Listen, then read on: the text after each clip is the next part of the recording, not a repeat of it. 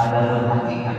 Jadi hakikat itu diambil daripada hakul, hak ataupun yang sifatnya hakikat hakiki, esensial yang sifatnya mendasar. Jadi sesuatu yang sifatnya mendasar itu adalah hakikat. Jadi hakikatnya kita mengerjakan ibadah syariat dengan ilmu hukum yang kita patuhi, kemudian dengan ilmu yang kita pelajari, maka hakikatnya adalah untuk mencari ridho Allah. Maka di awal disampaikan ibadah itu dibagi tiga. Salah satunya adalah ibadah tauhid. Ibadah dalam arti tauhid. Jadi selalu kita tetapkan siapa yang kita tuju, siapa yang kita minta. Tentu yang kita tuju semata-mata hanyalah Allah Subhanahu wa Ta'ala. Jadi dalam ibadah apapun, baik ibadah apa atau ibadah selain Allah, selalu yang kita tuju adalah zat yang kita tuju, siapa? Tentunya Allah Subhanahu wa Ta'ala. Sebagaimana dalam satu ayat yang sering kita dengar, qul inna sholati wa nusuki wa mahyaya wa mamati lillahi rabbil alamin.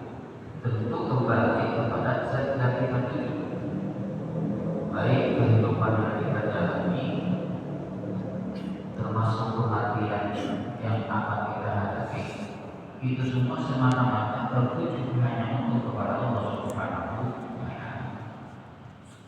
Jadi ibadah apapun selalu yang kita tunjukkan niatnya adalah niat tertuju kepada Allah. Itulah ibadah hakikat. Tidak boleh kita melepaskan hakikat. Tidak boleh kita melepaskan hakikat. Maka dalam kitab Al-Qur'an pun disebutkan di sini, ya, wa syari'atun bila hakikatin silatul. Ayat khawiyatun minas samawat wa haqiqatun bila syari'atin la haqiqatun ayat la khayra fiha wa la hasyiyata. Nah, dalam kitab Al-Qur'an di sini disebutkan, mengingatkan kepada sebenarnya, karena hakikat ini sifatnya adalah batin, sifatnya adalah yang ada di dalam diri kita, yang ada di dalam hati kita, sifatnya adalah lebih kepada niat kita. Itu kita ingatkan lebih kepada Allah Subhanahu wa Ta'ala. Jadi apabila syariat tanpa hakikat, artinya ayat khaliyah. Apabila ibadah syariat, kemudian melaksanakan kewajiban sholat, tapi tanpa ada tujuan, menyampingkan hakikat, maka itu akan menjadi kosong. Khaliyatun ataupun sepi, artinya tidak mendapatkan apa-apa, kegunaan gitu. Hanya mendapatkan mungkin capeknya saja, atau mungkin bisa saja menguras tenaga saja, tapi tidak mendapatkan nilai apapun di masa Allah, di sisi Allah Subhanahu wa Ta'ala. Kenapa? Karena menyampingkan hakikat. Tetap yang kita tujukan, kita mencari ridha Allah, mengharapkan penerimaan dari Allah Subhanahu wa Ta'ala. Maka yang kita hadapkan adalah Allah, yang kita dahulukan adalah menghadap Allah. Iyyaka hanya kepadamu ya Allah na'budu, kami ibadah. Wa iyyaka hanya kepadamu ya Allah nasta'inu, kami memohon pertolongan. Maka apabila ibadah syariat, kita tahu hukumnya, kita tahu cara mengerjakan ibadah itu, tetapi melepaskan hakikat, menyampingkan hakikat, maka ibadah yang kita lakukan itu ayat khaliyah, artinya sempit, artinya kosong. Minas samarati, dari buah titik kebunan, tidak ada yang kita hasilkan. Ilah takut, hanya capeknya saja, hanya menghabiskan waktu saja. Tidak ada yang kita dapatkan. Kenapa? Ibadahnya tanpa dengan ilmu hakikat. Begitu pula bahwa hakikat bila syariatin dan iyatun ayat khayafiyah. Begitu pula ibadah hakikat, kita mendapatkan tujuan yang kita tuju tentu adalah Allah Subhanahu wa Ta'ala. Tapi tidak memakai syariat, tidak memahami fikih. Nah itu pun sama, lahiyatun ayyala khayr fiha. Lahiyatun itu diartikan nganggur. Nganggur itu sama. Ayyala khayr fiha, yang tidak ada kebaikan sama sekali. Jadi saja orang tertuju kepada Allah, tetapi cara mengerjakannya sama. Kita tidak paham ilmu fikihnya, kita tidak menerapkan hukum syariatnya. Yang penting orang tertuju kepada Allah betul bagus, tetapi kan bukan seperti itu yang dimaksud. Maka di sini pentingnya ibadah syariat, pentingnya ibadah thariqatnya pelajari ilmu fikih. Jadi perangkatnya adalah perangkat hukum, ada dalam hukum syariat. Thariqatnya itu pelajarilah ilmu fikihnya. Di sini disebutkan, mengingat kepada orang sananya. Jadi wa thariqatu hiya al-amal bil wajibati wal mandubat. Jadi thariqat itu adalah amal pekerjaannya. Hukum kita ketahui, hukum kita pahami. Nah, mengerjakannya itulah yang disebut dengan ibadah thariqat. Jadi wa thariqatu hiya al-amal bil wajibati wal mandubati. Mengerjakan perkara yang diwajibkan dan perkara yang disunnahkan. Itulah ibadah thariqat. Wa tarku ilmunya, dan meninggalkan dari perkara yang dicegah, yang dilarang. Kalau hukumnya haram itu kita tinggalkan, kalau hukumnya makruh lebih bagus kita tinggalkan. Itulah pemahaman daripada ilmu thariqat.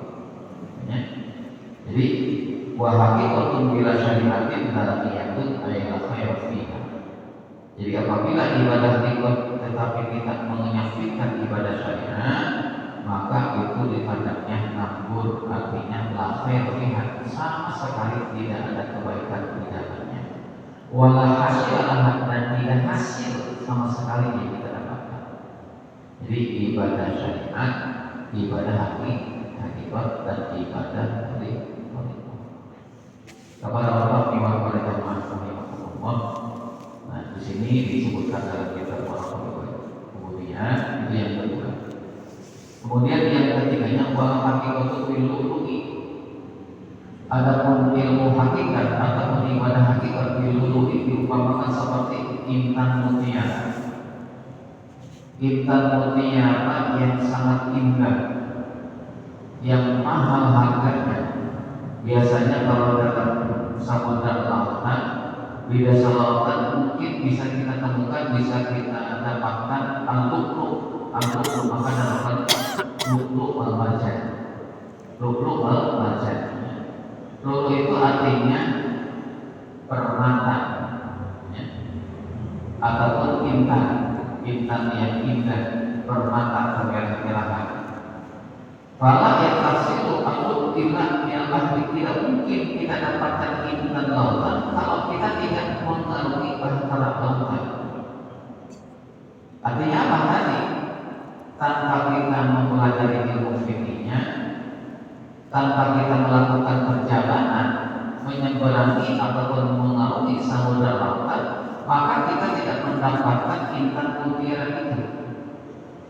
Jadi hakikatnya itu diumpamakan intan, supaya kita mendapatkan intan mutiara permata yang indah. Artinya ibadah hakikat, maka tadi yang pertama ibadah syariat, yang kedua ibadah thariqat, dan yang ketiga ibadah hakikat. Jadi ibadah hakikat itu diumpamakan seperti intan mutiara. Tidak mungkin kita menghasilkan mendapatkan intan itu kecuali tidak ahli didapatkan dari laut.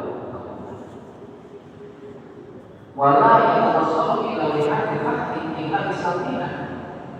Begitu juga tidaklah mungkin kita bisa menyampaikan tujuan kita ataupun bisa mencapai apa yang kita tuju kecuali kita melakukan perjalanan. Kita bisa kecuali dengan perahu tadi. Dengan perahu maka kita akan bisa mencapai tujuan. Jadi tidak mungkin kita mendapatkan ibadah khairan kalau kita tidak mengalami ibadah lautan. Dan tidak mungkin kita bisa mengalami ibadah lautan kalau kita menggunakan perahu. Bila lipat dibalik bila bisa kecuali dengan menggunakan perahu. Maka di sini disebutkan mengingatkan kepada saja. Jadi yang pertama tadi syariat itu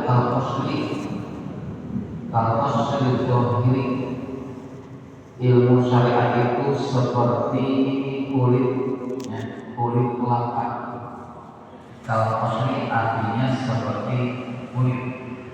Mengingatkan kepada saja itu arti daripada perumpamaan daripada yang pertama tadi mengingatkan kepada saja yaitu syariat. Syariat itu kalau tasli, jadi kulit yang jelas. Jadi kalau pakai kulitnya, satu butir kelapa pasti ada kulitnya. Nah kulitnya itu adalah syariat. Watori itu kalau bukan atau kalau lebih ada watori itu diumpamakan seperti santan. Jadi lama orang bukan kelapa kan kelapanya bisa diperas ya, bisa dibuatkan santan. Santan dari mana santan itu dibuatnya? Dari kelapa. Dari kelapa yang ada kulitnya kita buatkan santannya. Nah santannya itu adalah koripot ataupun caranya ataupun jalannya.